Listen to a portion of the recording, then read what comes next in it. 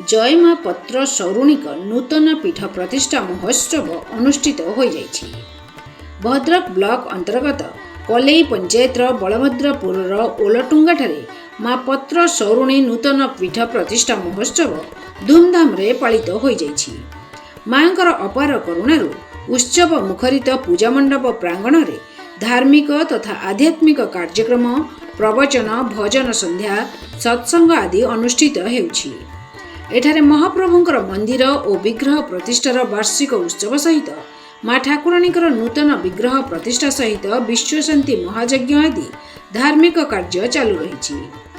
शनिवार 108 महिला विराट शोभायात्रा रे घंट, कीर्तन, ढोल, महुरी, तेलेंगी आदि वाद्यर ताले ताले निकटस्थ ग्रामर निकटरे थिबा पुण्यतया बैतरणी कलश उत्तोलन करथिले।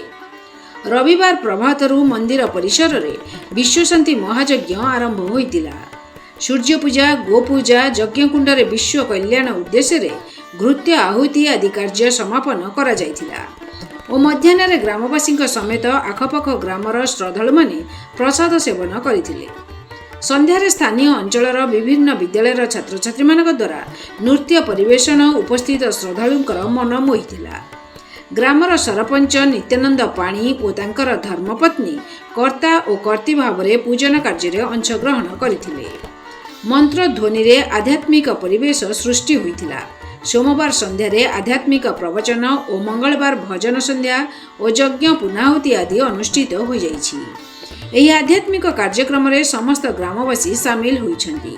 एही कार्यक्रम रे नित्यानंद पाणी, सत्यपदा दास, मानस पाणी, निराकार दास, शंकरषण साहू, अमरचंद्र पेड़ी, विनोद बिहारी दास सहयोग करथिले। भद्रकरू पुनील कुमार सामंत रिपोर्ट, संपूर्ण न्यूज।